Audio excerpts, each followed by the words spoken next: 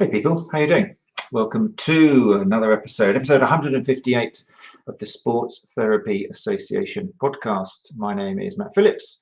I'm the creator of RunChatLive.com, and this podcast is recorded live on the Sports Therapy Association YouTube channel at 8 o'clock every Tuesday. So if you are listening to the podcast and you're thinking, oh, well, I'd like to go along and ask the guest questions myself and go and hang out with people in the live lounge, so that's all you have to do. Just go along to the Sports Therapy Association YouTube channel, 8 o'clock on a Tuesday.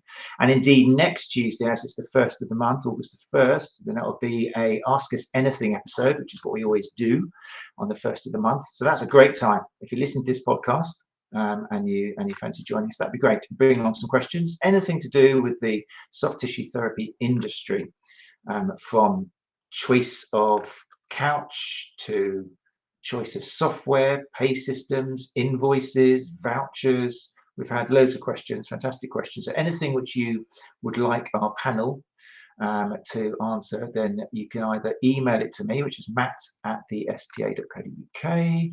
or you can, yeah, that's about it. Just email it to me. I was going to say, or you could try and get it to me another way through social media. You can do that, but the easiest way is just email it. And in the email, tell me if you want your name mentioned when I read it out.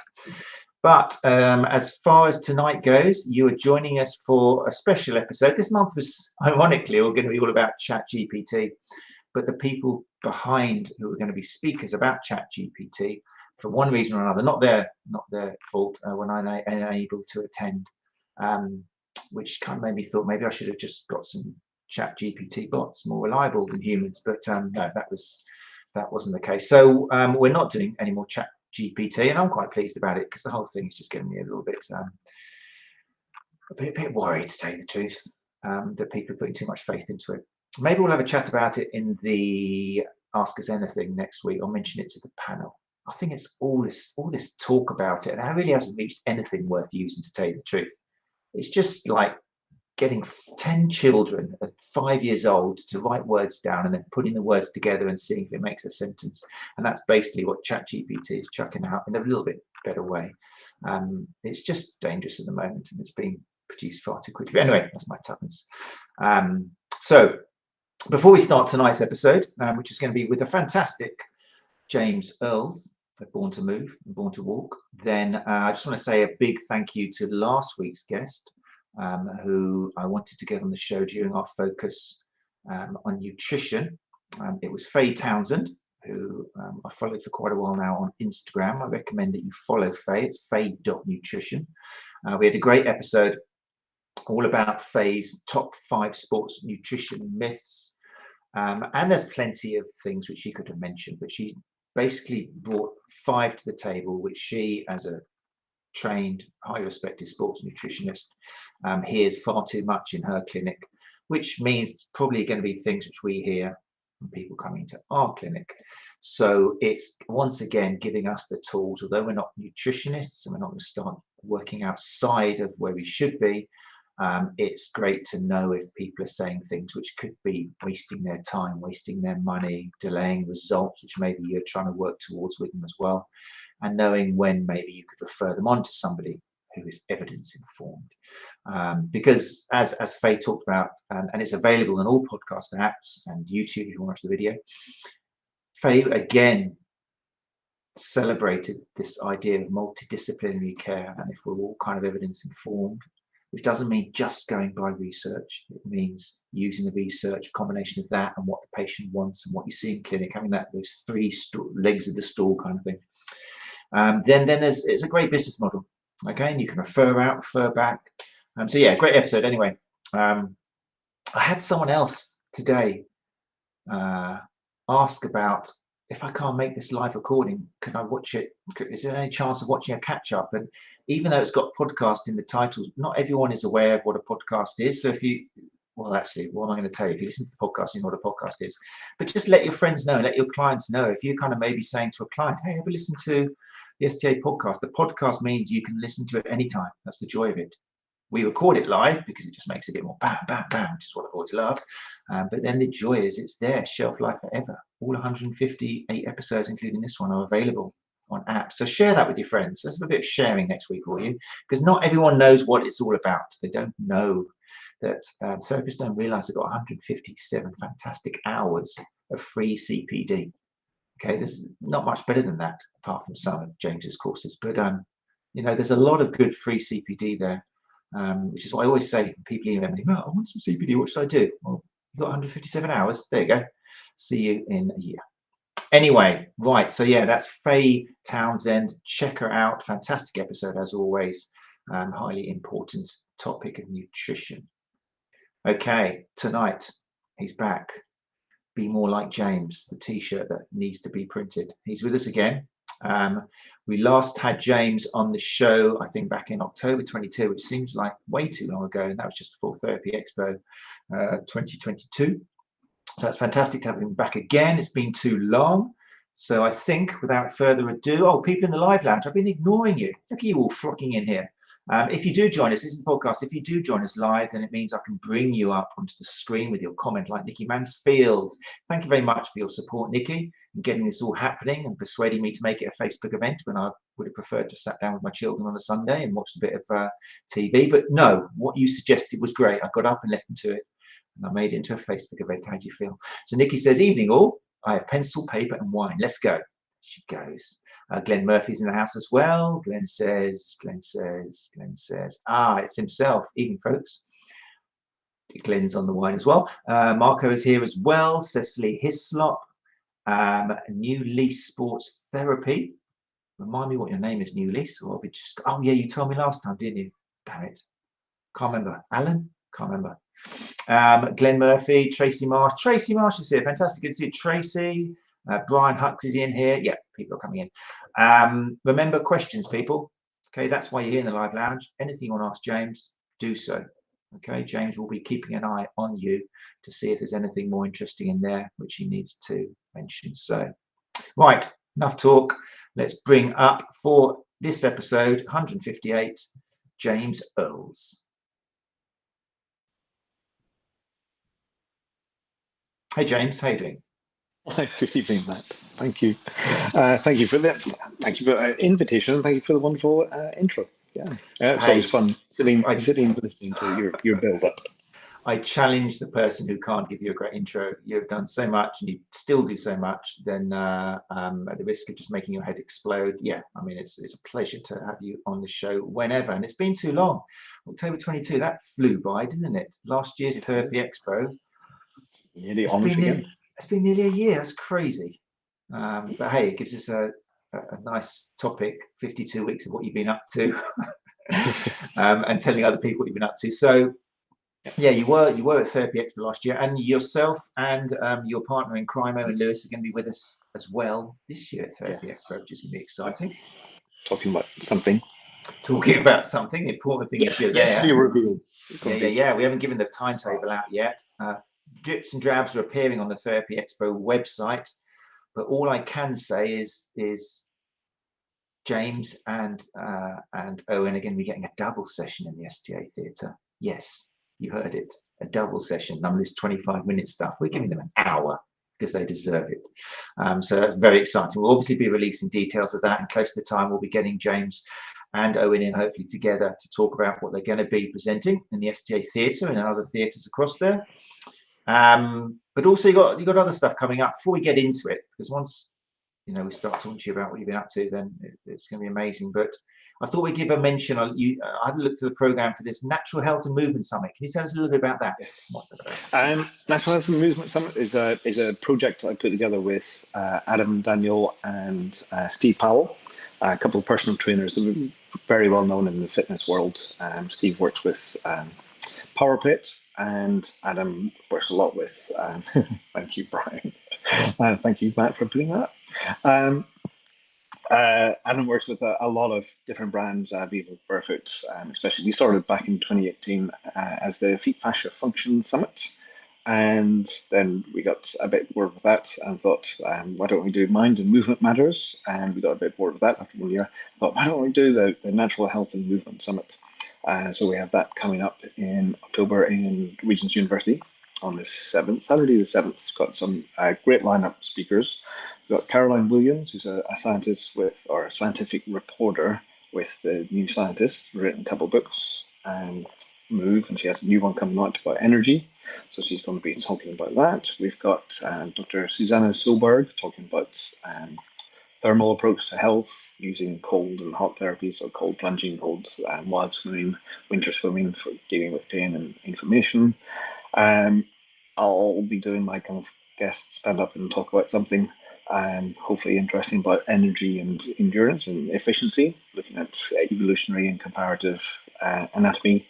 We've got Ollie Patrick, a sports physiologist, and got Chris Gladwell talking about the breath and doing the movements, kind of breath movement session.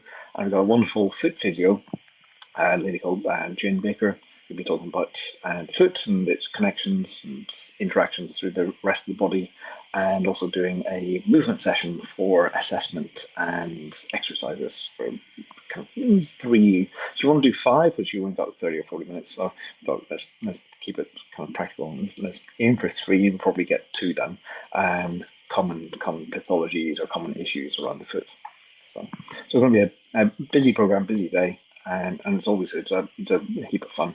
So, and we've extended it. It's kind of 9 till 6, just because we couldn't cram everything in to the 9 to 5.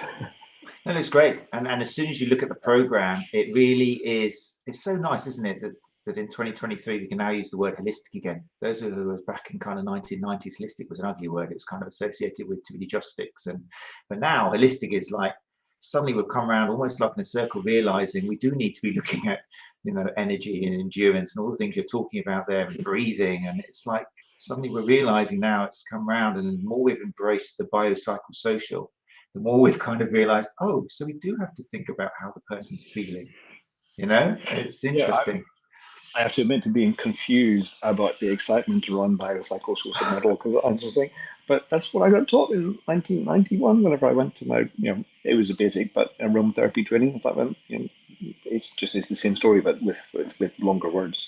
Yeah. No, it's interesting. It's good. It's very healthy. And I think when I looked at that's the first thing I thought was, so if that's your aim, or one of the things you want people to take away from it, then that's definitely it. It just really embraces the whole of the body. All the different systems are in there, and it's real nice program. So that's on the 7th of October. There is a discount code for STA members. Obviously, when you do apply for it, you'll need to prove that you're an STA member. Do I give out the code here, or do I get people to email me? Email you, email me. So and then we'll give you the code, because we know that out of our 3,000 or so downloads, not all of you are members. But hey, here's another reason 263B for joining the STA discounts for fantastic workshops and courses like that. And you've got other stuff going on as well as that. Yeah, we've got usual lineup of workshops. Gradually, we're getting the calendar more full with international events. So we've got some in Singapore and Philippines, if anyone's listening from out there. And we're getting a regular program also set up with Nikki up in St. Ives and in Bristol. So we talk about functional introductory days. Looking at functional anatomy, looking at foot and pelvis, myself and Owen, and then leading into some of the workshops as well. So born to walk, born to move, functional body work and approaches. So everything that we're going to be talking about tonight can be crammed into or squeezed into and expanded out into 2 or 3 day workshops. Fantastic. So we should give a shout out to our Filipino listeners. Thank you very much. We don't mention them enough. So if you're in the Philippines listening to this, then James Earls is going to be knocking on one of your doors very soon. So all this information, then go to website borntomove.com. There we go, borntomove.com for all the information there. Should be easy enough to find on Facebook and Instagram. Fantastic. And I think everywhere you're across social media, in case people are looking at, I think it's pretty good, isn't it? It's Born to Move nearly everywhere, isn't it? I think you managed to. It's a bit convoluted on Facebook. Oh no, there's an underscore Born to Move. Let's not jump to that one. Yeah. So Twitter and Instagram, it's underscore Born to Move. There you go. So just watch out for that, and then you'll find all the good information. Wonderful. Right now, I've kind of worked backwards because I wanted to get that information there in the beginning, because we see that people, not everyone listens to the whole podcast, but I wanted to get that there because now we'll tell you why you should be considering these courses. I don't normally do that with people because normally I feel very kind of self-conscious if I'm kind of saying the courses in the beginning, because it sounds like I'm just selling stuff, and it's like, there you go, that's all the information, there are the dates, that's how much it costs. But in your case, we'll do it that way because I wanted that information to be there. Now people who are still listening because they haven't finished their tea can make their own decision as to why they want to be part of something like that. So to do that, just keep an eye on the questions. What's going on here? Oh, Nikki here. Nikki's in. Ding dong, Nikki. Don't forget to post some drinks in the nearby pub, James. Always a selling point. Honestly, you've really interesting. Thank you, Nikki, for reminding us about the social events. Nikki will be joining us via the comments multiple times this evening and making sure we're on track. Thanks, Nikki. Right, so yes, I was talking a little bit off air with you because you have got such an interesting past, and that for me is when people ask me, you mentioned James Earls a little bit. Sounds like a little bit of a man crush on James Earls. What's that all about, Matt? And I go, well, do you know what his past is? Because for me, your power in the present is thanks to your past, and that happens quite a lot with great educators. So we will start this session with a little trip down memory lane, if that's okay with you. And you can spend as long as you want on these. So the best way of doing that is just showing some of your books which you've been through since. When was the first one? When was the big one? Fascial release and for structural balance. When was the first one? I think 2010. 2010. Okay, and there was some before then, I'm pretty sure as well. That was just a bit. Yeah. That was the first one. That one was the one which I think it's available in like 7 languages or something, and really kind of got your name out there, as well as Born to Walk afterwards. But yeah, so for people who are listening on listening to the podcast, you can't see the screen here, but I brought up 4 books: Fascial Release for Structural Balance, and then Born to Walk, then Understanding the Human Foot, and then one which is, I think, to be released later on this year, October, November, December. If you go to Amazon, then you can see there's pre-order on there. But yeah, give us a little chat through those 4 books, if you would, James, and show us how, maybe show us how your way of thinking and your courses you deliver and stuff changed as you progressed. Sure, lovely, thank you. The first one, the Fascial Release Structural Balance, I wrote that along with a guy called Thomas Myers, who has been cut off on the image. So it's James Earls and Thomas Myers. He's fine. And I was working with him alongside the kind of the anatomy training school, and I had trained with Tom back in. That started in 1999 through to 2001 in structural integration and the anatomy trains approach to that. They called it kinesis myofascial integration back in the day. And Tom had a value of not giving any notes for the workshops. So by the time we came to developing a teacher team, we thought we actually need a textbook. So I had always wanted to write a book, and so I approached Tom and said, how do you feel about me writing the book? That would be the kind of the textbook for the manual techniques. And he went, let's write it together. She didn't want to kind of leave me to it. So we co-wrote it. It's I think, for what it is, it's fine. I would love to go back and do it properly and do it with more of the a more modern approach to the language around fascial techniques and fascial manipulation and the benefits. I would love to rewrite a lot of the anatomy in it, and that frustration built out of my next kind of major training, which was with a guy called Gary Gray. So whilst I was traveling to teach with anatomy trains, Gary Gray's name came up, and a number of times I did a little bit of research and went to a training run by him, the so-called Father of Function.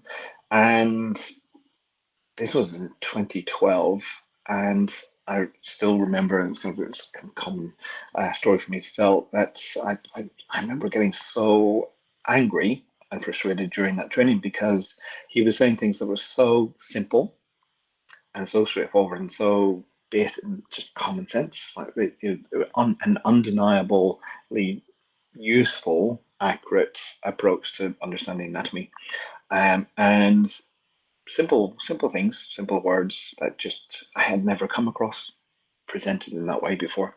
And I was frustrated because it's 22 years of being a therapist and 22 years of going to all of the workshops, and no bugger had actually told me that actually there's a different language, different words, and it's important to be able to say, are you describing the bone or are you describing the joint?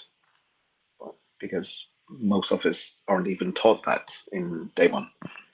And he was talking about mostly skeletal dynamics, skeleton and joints, and because I was more in the kind of soft tissue world, I put his description of gait, of walking, into a myofascial description, and that became Born to Walk. Back then I had very anatomy twins bias, and eventually I realized that was too limiting a box. It's, people in the workshop, when I was teaching, would ask me a question. It's like, what do you do with a knee problem? It's like, well, you balance the lines. You balance the anatomy twins lines. I'm like, and realizing that's so limited. It's wrong. And it's can be a useful starting point for kind of seeing complex patterns, but the reality is it's not that accurate. So I rewrote second edition and kind of extracted most of the anatomy twins bias out of it. Understanding the human foot was a lockdown project, where like many people during the first 3 months, we probably have 3 months of lockdown. I thought, I could write a book in that time. I wanted to write the functional anatomy of the body. And so after the first 3, 4, 5 months, I realized that maybe that's a bit too much. Let's just concentrate on the foot. So that came out 22. I don't remember the bloody years, but I think it was 22. And it very much focuses on the foot, but trying to look at the connections through the rest of the body as well. And then recently my publisher came to me and said, could you write a short, kind of just very highly illustrated book on kind of long chain stretches, i.e., you want anatomy twins? Yes. I can do the first bit, I can't do the second bit. And what he wanted in terms of word counts got a little bit extended, because I wanted to try and put in as much as possible in terms of understanding how we move and how we can adjust the movements, whether you want to come to it from a Pilates or a yoga point of view, as well as a movement therapist or as a manual therapist, soft tissue therapist. So that'll be coming out. It should be with us in October. We're hoping to get it before the summit, but I know it's listed on Amazon already for delivery in December. I think that they start conservatively and then something kind of not over promising. Hopefully October. Fantastic. Very exciting. That's great. And I'm hoping that people have listened now. The message for me for that journey is, first of all, Anatomy Trains still has such a, it's still referred to so much as a classic book, and it fills Facebook social feeds. I need to get Anatomy Trains. It's still, when a book, it's a bit like the Bible, isn't it? When a book becomes so famous and people start just believing everything in it without questioning it, it gets a little bit dangerous and sometimes can start wars. I'm not being blasphemous here, I hope. It's the interpretation of a book that reaches that level. And that's the problem. I think that's what happened with Anatomy Trains. But the way you've taken it now, I mean, you're not dismissing it, you're not slagging it off like some people make the mistake of thinking that anything that's less than 5 years old is rubbish and poo-poo it, and that's not the idea at all. It's just in your fantastic way of just said, no, some of the things here need just to change a little bit, and the kind of way we look at stuff, and it's a good starting point. So, and that was a big turn for you. But so again, when people do quote, and people still will send me emails, Anatomy Trains this, and what do you think of this, and I'm looking at this, and people are selling their copies. But yeah, you are the perfect kind of train that's leading away from an Anatomy Train station and taking kind of passengers to somewhere a little bit more involved. So yeah, which is why I think that And what I said at the beginning, your courses are fantastic because they do build on stuff which is still taught and believed today, and just kind of develops and helps therapists evolve. And try to put the work of Andre Vleeming into its proper place. Put the what, sorry? So much the work of Andre Vleeming. Yes. And his links with a lot more research. He was doing the work well before Tom. It's established. It's reasonably well credited. Not challenged in the same way. It's not marketed. It's not imposed in the same way. Oh, It happened a lot, didn't it? I mean, Pilates went through the same issue where contemporary Pilates became so powerful in DVDs in the schools, and now suddenly it's what everyone's doing, and now, you know, it's a struggle some therapists having to realise now. And talking of that, Lucy Winkley, your co-author for Understanding the Human Foot, Lucy was with us for the STA podcast episode 109, and that's well worth listening to. And that was great as well. It was shows that things like Pilates, which blew up hugely, still need to evolve. Not everything. Even Paul Hodges turned around and said, actually, not quite right. You know, the same way as, yeah, anyway. So yeah, great. Right. So that's coming out October, November. I suppose before we go on, well, there's a kind of link, isn't there? Because am I allowed to say that you've got, like, I put a question mark there, because you've got other books coming out as well, haven't you? I am currently working on a book on breath. Once upon a time, I went to a workshop many years ago with a guy called Dr. He eventually became Professor Leon Chateau, and he was just about to release his book on craniosacral therapy. And he stood at the front room and said, "Yes, I'm about to release craniosacral therapy," and I decided to write a book on craniosacral therapy because I knew nothing about it. And one of the best ways to learn about something is to write a book. I didn't quite do that. I was approached by Chris Gladwell, mentioned earlier, presenting at Summit, who is a very well established yoga and breathwork teacher. And he approached me and said, I want to write a book on breath, but he wasn't as comfortable with the anatomy and the kind of comparative and evolutionary anatomy. So he asked to co-write it. So we're co-authoring a book that's going to be hopefully in 2 volumes, but the first one's going to be The Evolving Breath, second volume, The Evolved Breath. But that's going to be another 18 months before that hits any shelves. And then I'm kind of making notes on another book on a short self-help kind of guide, complete dummies guide type thing of how to learn anatomy, which is how we came to the topic for tonight. Exactly, how to learn anatomy. And I imagine as we chat about that now, like while we're asking that question, there'll probably be some references to your functional anatomy, movement, maybe the illustrations, because how you draw anatomy maybe helps answer the question how to learn anatomy as well, because that's one of the limitations, I guess, in anatomy. People try and teach it and present it in 2D with pictures, and that's maybe where sometimes the problems start. Yes, that is the sort. It's most of the resources that we have for teaching anatomy are 2-dimensional and based in anatomical position. And very rarely have I seen any anatomy teacher introduce the problems or the context and the environment of anatomical position. It's presented as, okay, well, this is where we're starting, just launching into anterior, posterior, medial, lateral, and femur, tibia, fibula, without actually saying, well, everything that we're about to talk about is in this fantasy context of where gravity doesn't exist. There's no ground reaction force. The body's not moving.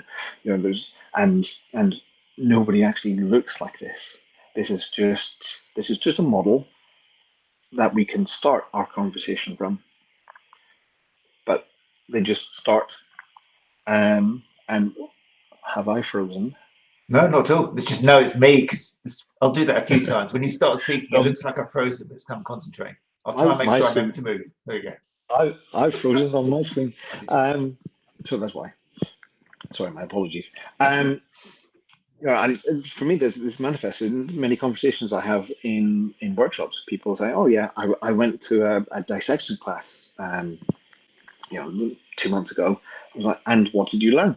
Because I find dissection classes quite boring. Oh, it's not like the anatomy books. And we had, recently, somebody said, oh, we had 8 different donor bodies on them, and the amount of variation between them was just amazing. I think, wow. Don't you ever just sit in the pub and look at people, like even outside of anatomy class? Have you not been putting your hands on people and actually, I thought you worked with people's soft tissue. Do you not kind of compare first client to second client and the knobbles around the knee even? Like, why would you expect that donor body A, B, and C and D would all be the same? And it's because we are always presented with the same bloody pictures in the anatomy books. So, in terms of how to learn anatomy, day one, sit in class, and my first lesson would be just look around, look at people's faces, look at people's pelvis, look at people as they move, look at the proportions, just look, and then look at what you're about to see in the book. Look at anatomical position. Look at all of the images. Look at the 6 different books that whether it be Gray's or Grant's and all the others. Look at them. They all look the same, slightly different colors, but it's because of them that they will give you the impression that we all look the same. But look at the reality. Let's start from reality, and then use the books to interpret and understand what we're seeing, rather than starting from the books and imposing the book onto what we are seeing and looking at. So it's simple things like that. And I think that we get too caught up in imposing anatomy stories, and it's not to pick on anatomy trends, but we talked about it. That was one of for me, the issues with anatomy trainers is that we're taking a slightly more complex idea of musculoskeletal anatomy compared to the standard textbooks, and then we're inventing stretches and movements that will incorporate the superficial front line, the superficial back line stretches, the functional line movements.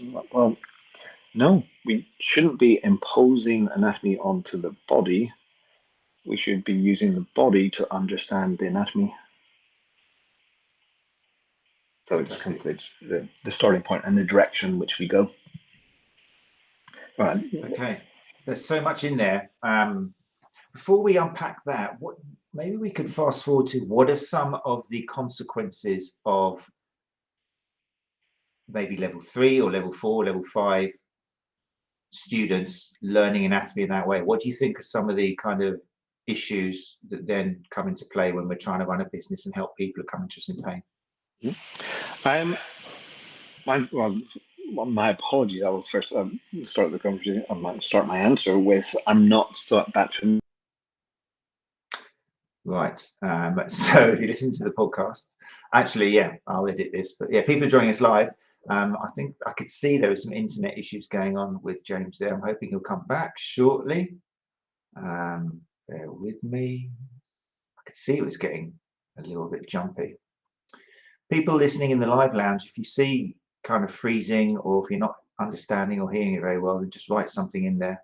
Let me know. I think he's got some internet issues going on. There, we're back. Let's bring James back up. There we go, James. I could see there was a little bit of flickering going on. You seem to be back with us now, so that's okay. My apologies. Don't know what happened. It's okay. So yes, you were saying, to answer that question then. So to answer that question, I'm not familiar with the differences in levels 4, 3, 4, 5, 6, and onward and upward. We'll just give you an idea, because that's kind of a lot of our audience. We could divide into that, because level 3 basically is you're not allowed to treat injury as such. It's a little bit strange. I mean, they call it dysfunctional tissue. So you're allowed to kind of put your hands on people and do stuff, as long as you haven't in your assessment uncovered anything which would be like injury. So obviously we go through the whole of no swelling, no heat, nothing like that, and no sudden range of movement and pain, stuff like that. So ideally you're working with what they call dysfunctional tissue, which gives you the ticket to do some massage or maybe some pre-event or post-event to calm people down, excite them up, that sort of stuff. Once you get to level 4, then you're allowed to work on what is labeled as injury. So you're looking at maybe if you've got sprains and strains and tears and that sort of stuff. Level 5 is tricky. It depends who you study with. Traditionally a level 5 basically is you just learn more manual therapy techniques. And in terms of level of understanding or exposure to anatomy? No, to tell you the truth, actually, for level 5, again, it depends. But if we go by like state level 5, which is mass produced and what most people do because it's cheaper, then to tell you the truth, for level 5, there is no change in the anatomy you learn compared to level 4. Most courses for level 5, which is pre-university, they'll just teach you more soft tissue release, more kind of muscle energy techniques. They'll give you a whole load of the old classic orthopedic tests on shoulders, and it's about 50 or 60 you have to demonstrate during your exams. A modern level 5, if you go to the likes of the school with Anna Maria or Mike Grice, then they start introducing concepts of pain, critical thinking, evidence-informed. What is evidence-informed? And then you've got university, which of course a lot of our listeners go to university to do a sports therapy degree or sports rehab degree. And that's when, again, you kind of, it can depend. We've had episodes where it depends on the university because all of this isn't really registered. It's not structured like physiotherapy or osteopathy. Everyone can kind of give what they want. But as far as anatomy goes, which is obviously the important question for you, I think anatomy really tends to, you get all 11, well, no, I think you're at 9 body systems, which is for level 3, and then level 4, they just go into more orthopedic testing and palpation, which I'm sure you'll have a few things to talk about. So, there you go. In my view, I would first question is traditional, or it's not even traditional, how long has it been? It's really only 50, 70 years that we have had clinical anatomy being taught. In the way that it is. Textbooks, there's an excitement, there's the trend at the moment of the foot. There's a million and one social media icons focusing on the foot. And one of the common themes within those accounts is that they're going back to books that were written pre-war. And I think that whenever I do that, I was like, these books are actually fantastic. Maybe not so up to date in some of the tissue mechanics and some of the mechanisms around pathology, but in terms of an appreciation of the interaction and the reality of the foot's connection to the rest of the body and how the foot is relevant to the rest of the body, or the rest of the body relevant to the foot, is so far beyond anything that we're exposed to in our traditional learning. And and I would include, I did a MSc, master's degree, a few years ago on human anatomy and evolution, because I have an interest in comparative and evolutionary anatomy. And even there, they were using kind of classical, kind of traditional, boring texts. The idea that we will learn anatomy, and the word of anatomy to dissect, to define, to talk about individual units, and that's useful. It's necessary. I need to know the bits. But in terms of, especially with what you're teaching in terms of running, what I'm teaching in terms of walking, what most of us are confronted with whenever a client walks into the room is the complexity of movement. It's the reality of a real live human person coming in and pointing to bits that hurt.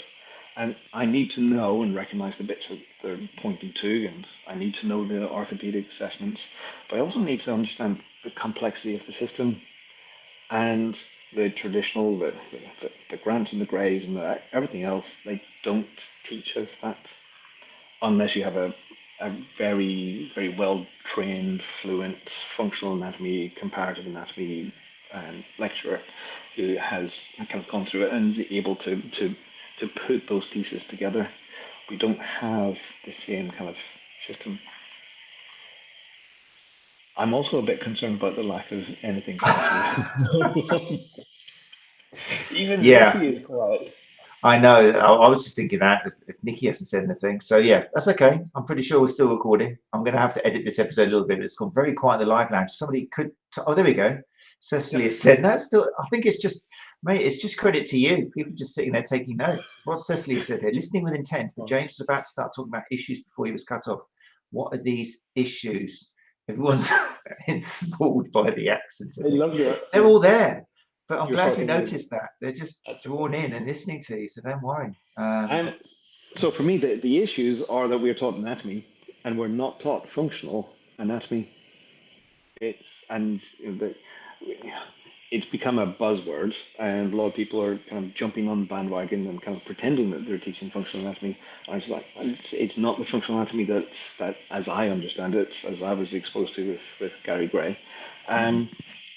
So I don't think we have the language. There's a lot of confusion around how we describe movement, and so a simple exercise I use a lot in workshops is to have people stand up and to step around, so standing kind of neutral and step around with their left foot. So kind of step around to the right and ask what happened. And can they see the medial rotation? I'll actually do it so you can see what I'm talking about. So if I step around with my left foot, what is happening? Can you see the femur laterally rotate? And people go, yes, I can see the femur is laterally rotating. And I do this often enough so that I watch the eyes and say, can you see the lateral rotation? And people say, yeah. And some of the people go, no, because I can actually see the medial rotation. And I go, yes, can you see the medial rotation? And they go, yes, I can see the medial rotation. Can you see the lateral rotation? Yes, I can see the lateral rotation, but I don't see medial rotation. Or I see medial rotation, but I don't see lateral rotation. And it's a deliberately provocative exercise because I want people to recognize that some people see the bone moving, the femur laterally rotating, and some people see the hip joint medially rotating. And so few of us have been taught that actually there's a very precise language to describe the movement of the bone and a different language to describe the movement at a joint. And the joint descriptor, so the medial rotation that's happening in my right hip, is counter to the lateral rotation languaging of the femur, and the fact that both of those are happening at the same time, we're getting medial rotation and lateral rotation. That blows my mind.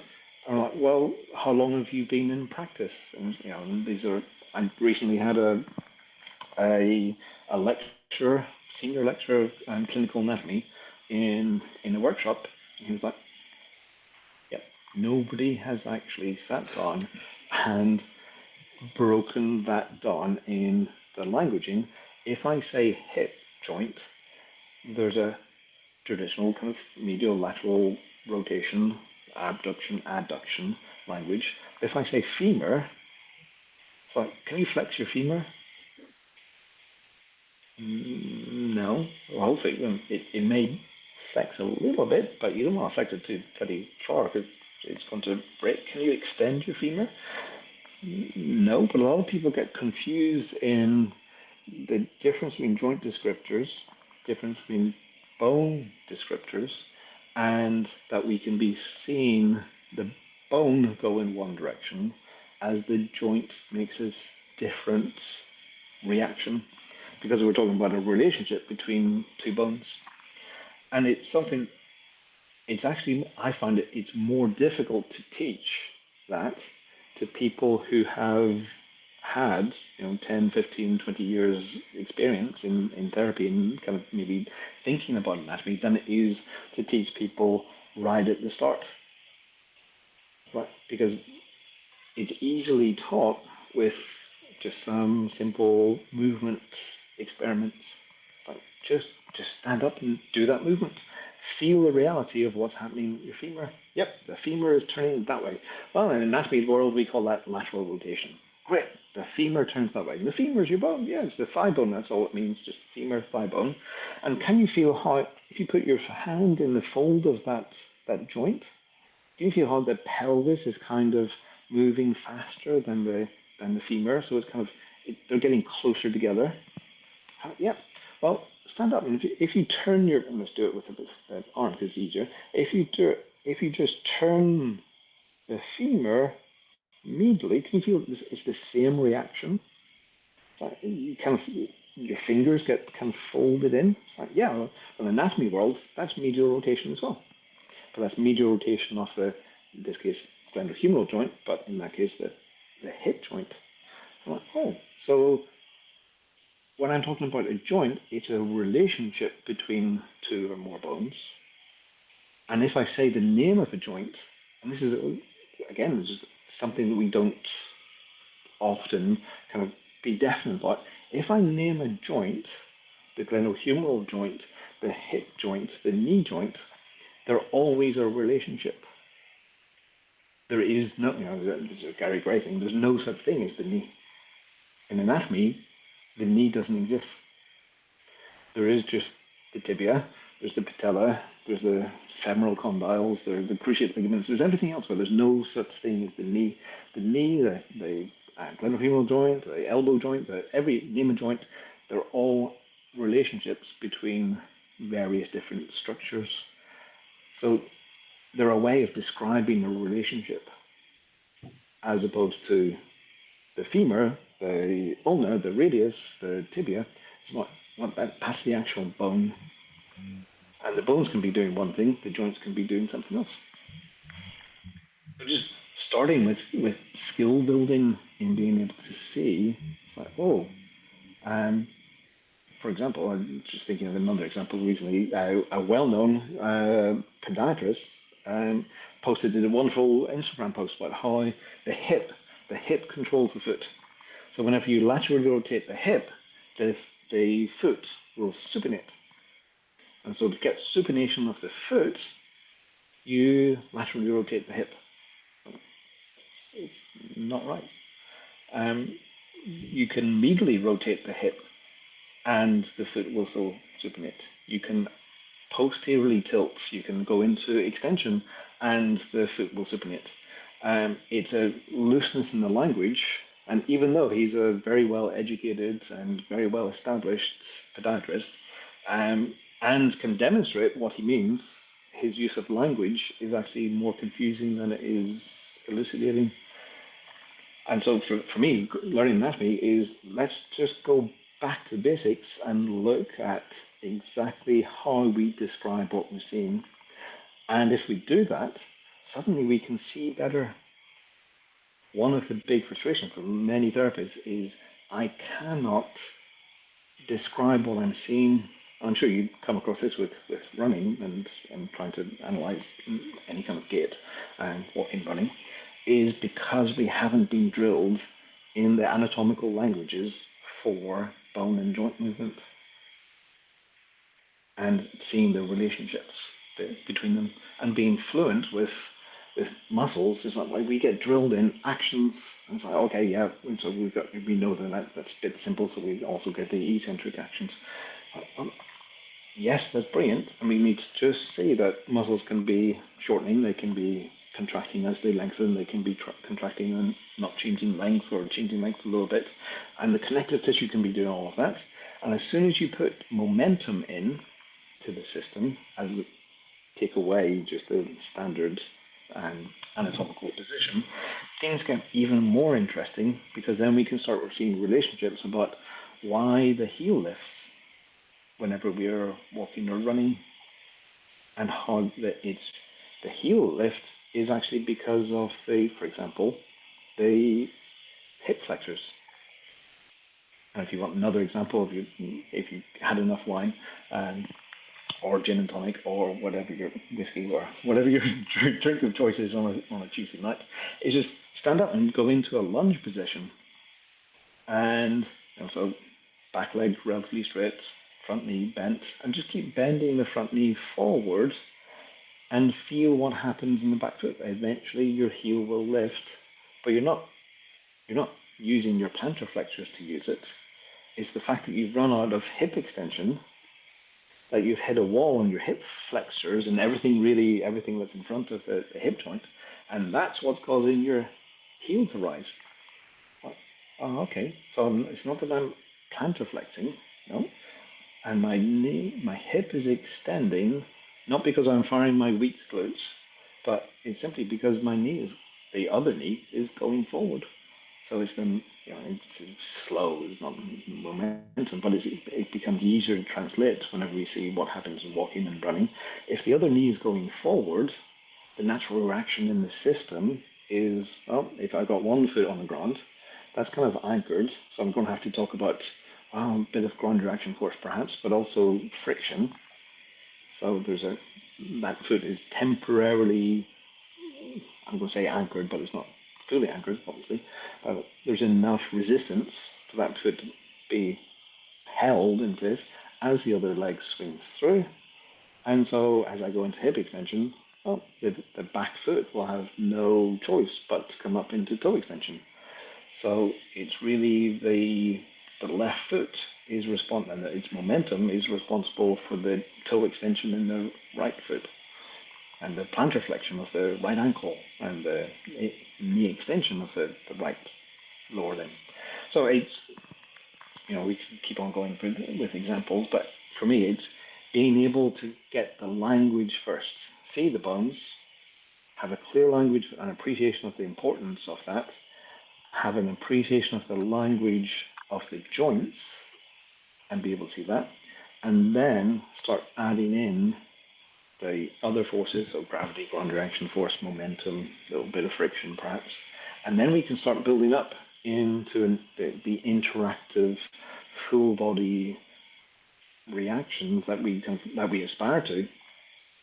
One of my frustrations was I was given the idea that if I was a good boy, and if I sat down with my, by no means was I reading Grey's Anatomy back in 1992, but if I sat down with my William Arnold Taylor, it's one for the old ones amongst us, if I sat down with it, if I religiously learnt all of the origins, insertions, and actions, maybe innovations if I was being thorough, then somehow I would get this understanding of how the system worked. But it's impossible because there are no forces involved, gravity, ground reaction, momentum, and I also don't have the language for movement. If I have the language for movement, then anatomy makes sense. That's one of the reasons why I love comparative and evolutionary anatomy, because in my experience, they're the people that are asking systemic questions. Especially evolutionary anatomy, it's like you find a fossil bone, it's like oh, okay, what the hell did this thing do? Well, by looking at all of the contours, the tuberosities, the lines, the pokey out bits of a bone, we can see where the muscles should be, and we can start making some interpretations from that. So George Cuvier, one of the earliest 1800s anatomists, was famous for saying, "Give me a bone, I'll tell you how this animal moves." Mm-hmm. Because of that ability to kind of see and project the whole system from just one bit, and that's the aim, that's the promise that's given to us. If you learn your anatomy like a good boy or girl, then eventually you will understand it. But there's a very simple vocabulary that can be added in and is necessary to be able to do that with accuracy. Okay. So this is going to be like a fast forward in 2 minutes now, but are you suggesting that because of this foundational lack of appreciation of the truth behind the relationship between joints and muscles and movement forces, that from that moment on, our assessments and assumptions and conclusions and diagnoses are hampered and sometimes incorrect because we're going down a rabbit hole? We're kind of like assuming what? Yep, absolutely. So the orthopedic assessments are wonderful for telling me something specific about the area that is injured or not. It gives me fantastic necessary information for that. It doesn't tell me why. Mm-hmm. Why that tissue is under stress or has been under strain. For that, and especially for that individual, because that, yes, as you say, individuals are going to be moving differently, and so unless mm-hmm. you can analyze how that individual moves, it's all very well saying if you push here it hurts and I do a scarf test or whatever, but in everyday life, when are you having to use that movement? Yeah. Yes. So I need to be able to see it in the whole system, and that's the difficult bit. The orthopedic assessments are almost kind of the extension of the anatomy story is like, well, from that anatomy, I can give you a very specific test. It's like that's brilliant, or attempt to give you a very specific test, and it's all questionable. But as specific as we can make it, that's an anatomy story. Wonderful, useful, but doesn't actually give me the holistic view that the clients are expecting, that the clients are wanting, and which we you know, from the 30-something years of my career, we've been talking about and aspiring to. It's like, can we understand why that shoulder is connected or interacts or interrelated to the left foot? It's like, well, yeah, you can if you have the right language. It's actually pretty straightforward. Can't believe it's 8:58. It's just ridiculous. It should be a Netflix. This should be like a Netflix series. It should be an episode now. We can just fast forward to the next 45 minutes, but it's not, I'm afraid, people. That's all you're going to get for tonight. Sorry. But no, fascinating. I mean, it's definitely sowing some seeds in the comments. I can see people are talking about it. It doesn't, I think it's important at this point. It doesn't mean that we have to throw our thousands of pounds and hours of learning out the window at all. That's very important. But what does it mean? So let's imagine someone out there is going, great. Someone else is telling me now that all the things I've learned have been a waste of time, and they're going to dismiss it. So how could you counteract that maybe natural feeling which a lot of therapists out there are going to have when they hear this? Anatomy is being taught because there's a truth within it. So, and they've all been useful truths. You know, the deltoid is the deltoid, and more or less everyone's going to have a deltoid and humerus, and all of that remains the same. All of the orthopedic tests remain the same. Nothing changes within that. In terms of understanding movement, being able to put it out, then it's an easy addition onto that to just be drilled in what's happening with the bone, what's happening with the joint, and to expand the appreciation of what happens to our system whenever we're working in the forces of gravity, ground reaction force, and momentum, as Gary Gray loves to repeat endlessly. Cool. Okay, so as is the case with all useful CPD, it's not that you have to dismiss everything you've learned. We're just tweaking it slightly, and everything you've learned to this point is really valuable. It's just tweaking it a little bit, and depending on the individual in front of you. And so that's great. I think that's a really important message, because it does sound firsthand like, oh my God, everything I've learned is wrong. Some people, it's a natural human reaction, isn't it? But it's not that at all. Right, 9 o'clock. Gosh, that went very quickly, didn't it? But thank you very much. It's given us a magnificent insight into what you're about and why you're about, and a great reason for people to consider checking you out. We're going to have you back, obviously, before Therapy Expo, but like I say, you and Owen are going to be with us Therapy Expo, which isn't that far away, is it? It's going to be November 22nd and 3rd, so it's going to be before we know it. That's going to be very exciting.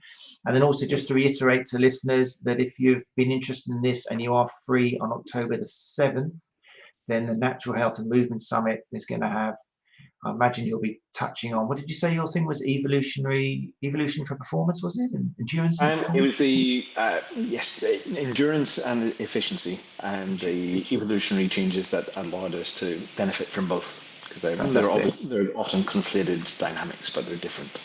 Magnificent. So there's going to be that, which obviously has links to what you've been talking about tonight with the evolution, and also a list of other wonderful speakers as well. And so we'll make sure that links to that are in the show notes, so people can read about that. And then obviously all the courses you normally do are on the website, born2move.com, so people can have a look at that. And if people want to follow, Born to Move is _Born to Move on Twitter, _Born to Move on Instagram. And then you yourself, James, you're just James Earls, aren't you? There's quite a few places. Facebook, yes, James Earls? on Facebook, Yeah. There is just me, and that's part personal and part business. Nothing particularly personal out there. And yeah, and Born to Walk. And Born to Walk, of course, is around as well. Yeah. But probably with regards to this and what we've mentioned, Born to Move is the one to follow. Magnificent. Okay, well, thank you so much for your time, James, as always. Thank you. Next week, people, it's, as I said at the beginning, it's Ask Us Anything, as it's the first of the month. We always do this. There'll be a panel of STA members and reps. Fingers crossed. If anyone's listening to this podcast and they are an STA member or an STA rep and they'd like to come on the show next week, then all you've got to do is email me. As long as you've got a strong internet connection, and that's really important. Let's not have any kind of intermittent kind of cutouts or things like that. That'd be awful. We don't want that happening. But yeah, if you're interested and you're able to kind of string words together without getting embarrassed, that's important as well. Then yeah, matt@sta.co.uk. That's for STA members or STA regional reps. If you want to be on the panel to answer questions, which I am collating as we speak.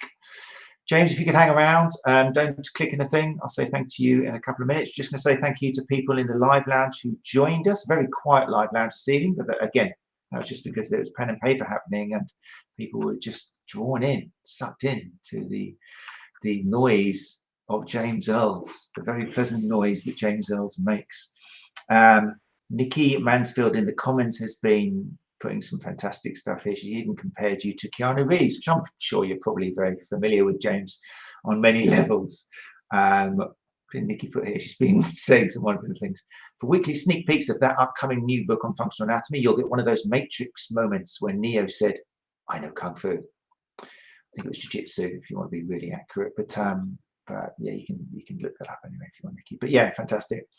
Okay, wonderful. Thank you, people in the live lounge, for coming along. If you listen to the podcast, you want to join us next week, just go along to the STA Sports Therapy Association YouTube channel at 8 o'clock, where we will be answering your questions. But for now, once again, thank you to James Earl of Born to Move, and take care of each other.